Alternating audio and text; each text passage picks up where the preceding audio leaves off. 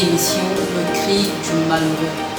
Nous avons choisi avec vous partager ces moments qui vont être des moments de délivrance, des moments de joie, des moments de restauration, des moments d'espoir.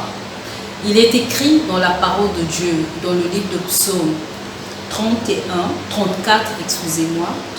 à partir du verset 7. Nous allons lire ensemble. Quand un malheureux crie, le Seigneur entend. Il le sauve de tout ce qui lui fait peur. L'ange du Seigneur monte la garde autour de ceux qui respectent Dieu.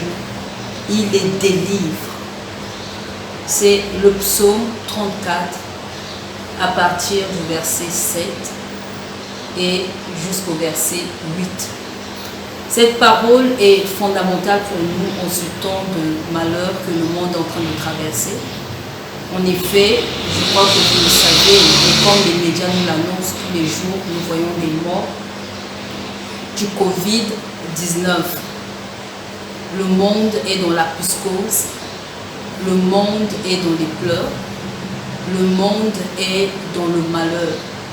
Mais ici, nous avons une parole qui nous rassure.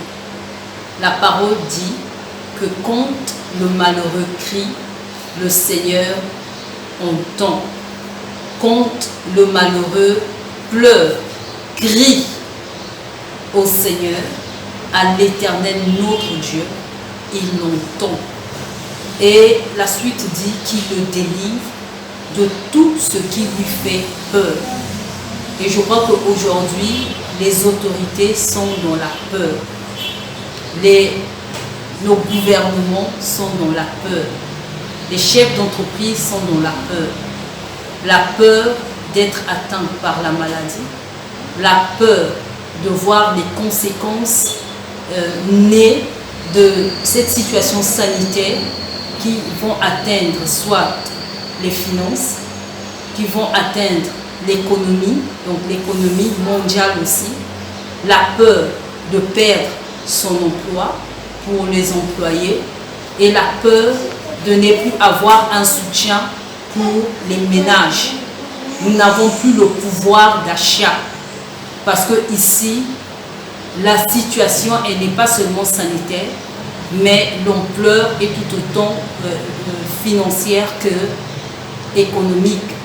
Et nous avons peur de perdre à la fin tout ce que nous avons amassé jusque-là.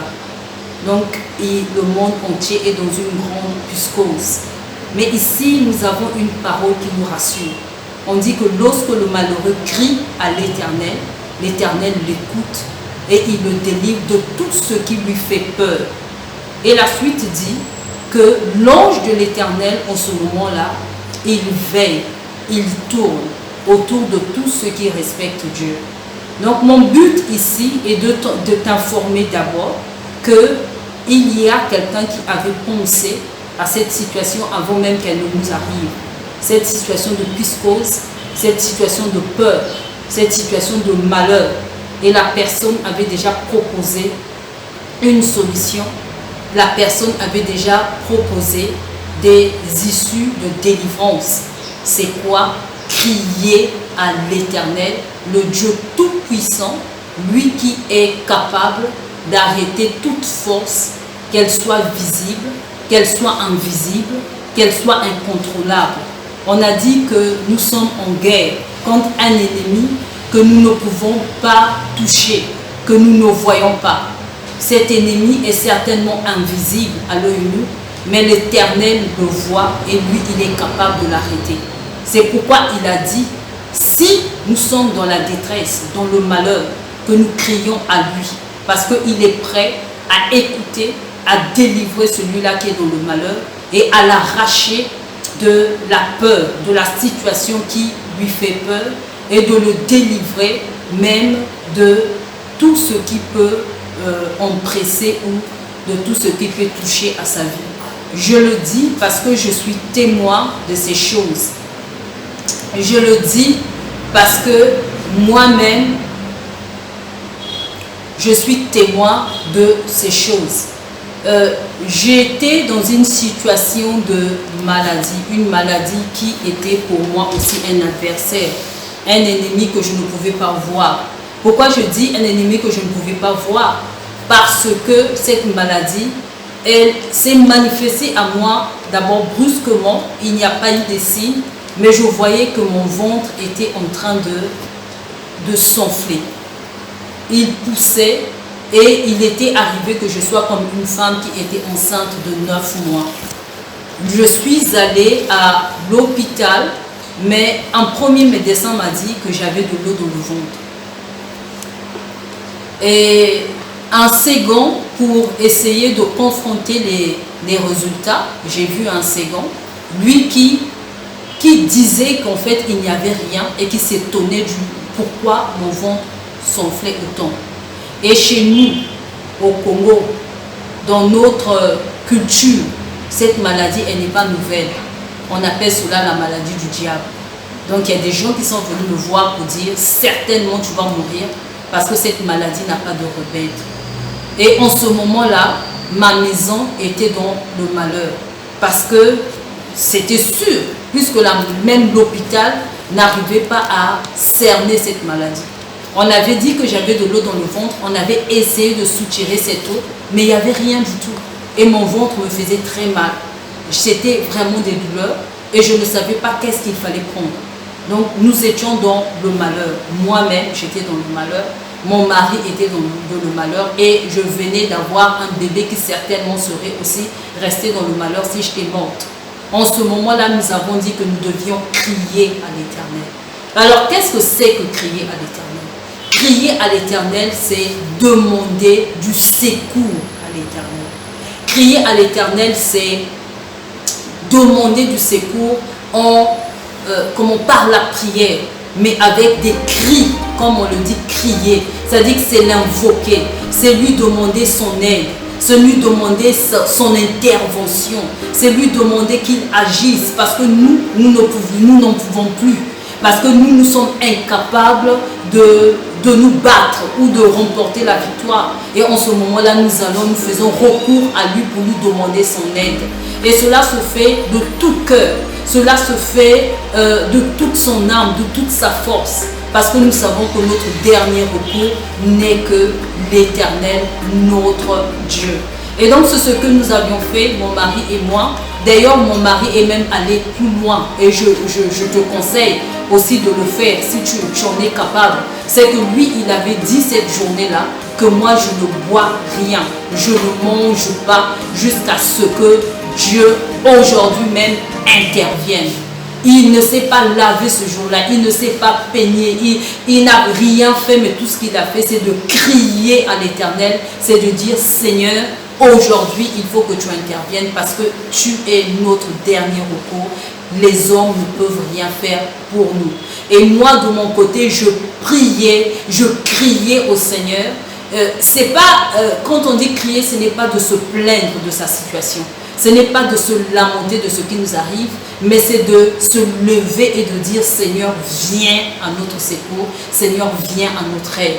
Et effectivement, ce jour-là, même au milieu de la nuit, ce ventre qui me faisait mal, j'ai senti comme quelque chose qui est sorti vivement de moi. Et ce jour-là, j'ai été guérie. Mais c'était son intervention médicale. J'ai été guérie et je crois que vous pouvez voir que mon ventre est bien plat aujourd'hui. Donc ce que je dis, ce n'est pas que j'ai rencontré quelque chose qui a été écrit et que je vous le dise tout simplement, non.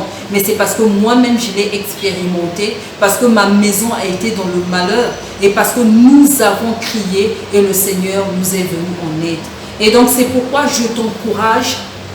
Peut-être que tu ne le savais pas. Je sais que les médecins sont dépassés.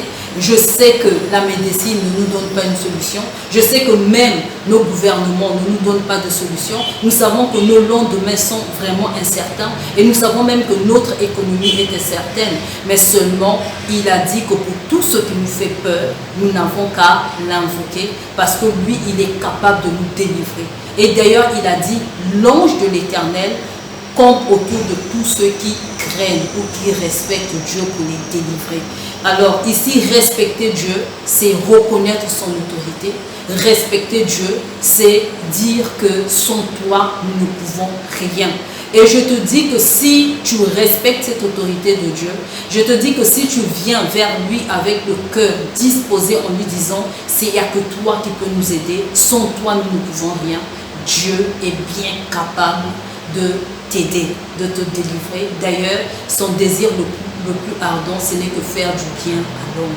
Voici ce que j'avais à te dire aujourd'hui. Mais avant de nous séparer, je souhaite qu'ensemble, qu'on puisse s'accorder, qu'on puisse élever la voix et qu'on puisse crier à lui pour lui dire, viens à notre secours, parce que sans toi, nous ne pouvons rien.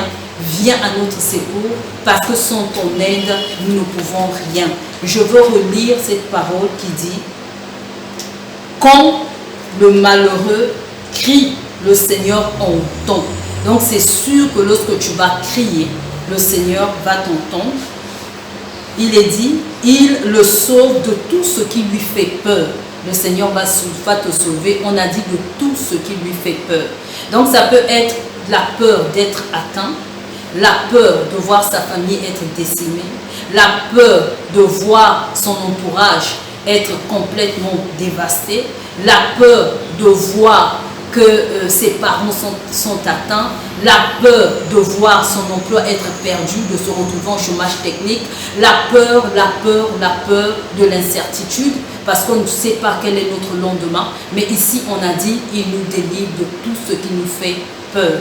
Et donc, je peux t'encourager avec moi que nous soyons en accord et que nous puissions élever la voix, pour que nous puissions prier, pour que nous puissions prier le Seigneur. Et je veux aussi en profiter de te donner ici quelques numéros sur lesquels tu peux toujours nous appeler ou nous joindre pour qu'ensemble nous puissions continuer à crier à Dieu. Peut-être que tu es fatigué et que tu dis que tu ne peux pas crier, c'est peut-être dans ton esprit que tu vas le faire au plus profond de toi. Laisse-moi te rassurer que Dieu est esprit et il peut aussi écouter cet esprit qui crie. Mais sache que la disposition, c'est celle-ci, que Seigneur, sans toi, nous ne pouvons rien. Viens à notre aide, nous reconnaissons ton autorité. Donc, vous pouvez nous joindre au 05 039 13 41 et vous pouvez mettre notre préfixe. Nous sommes au Congo, en République du Congo, donc c'est le 242. C'est 0, donc 242 05 039 13 41 et au 242 06 668 34 36, ou vous pouvez nous joindre sur notre page Facebook du Centre international élévation et leadership. Nous allons donc nous accorder dans la prière et tu vas crier. Même si tu es sur le lit de l'hôpital, même dans ton âme, reconnais l'autorité de Dieu et demande-lui de l'aide. Si tu peux le faire avec moi, alors nous allons juste nous accorder, juste pour 5 minutes, pourvu que tu disposes ton cœur. Éternel notre Dieu, nous savons une chose, que tu n'es pas un homme pour mentir. Tu n'es pas un fils d'homme pour te repentir. Ce que tu dis, tu as le pouvoir de l'accomplir. Et ici, nous te rappelons ta parole. Tu as dit que quand le malheureux crie, tu l'entends. Seigneur, écoute-nous. Nous crions à toi, car nous sommes dans le malheur. Nos familles sont dans le malheur. Tes enfants sont touchés. En France, en Asie, en Italie, en Europe entière, aux Amériques, nous sommes touchés. En Océanie, en Afrique, le monde entier est touché. Nous sommes dans le malheur. Ô Éternel notre Dieu, écoute le cri de notre cœur. Vois notre malheur. Vois les menaces de l'ennemi, du coronavirus. Lève-toi, ô Éternel, et délivre-nous de ce malheur. Lève-toi et délivre-nous de ce qui nous fait peur.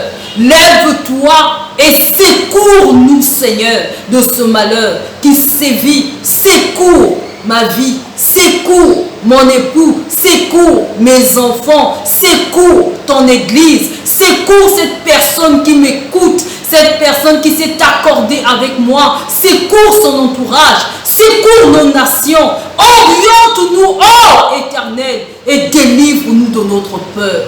Nous avons ainsi prié dans le nom de Jésus-Christ. Nous disons Amen. Nous vous disons à très bientôt. N'oubliez pas notre numéro. Nous avons dit le 242, le 05, 039, le 13 41 ou le 06 668, le 34 36 ou vous pouvez nous joindre sur notre page Facebook Centre International Élévation et Leadership. À nous revoir à très bientôt. On crie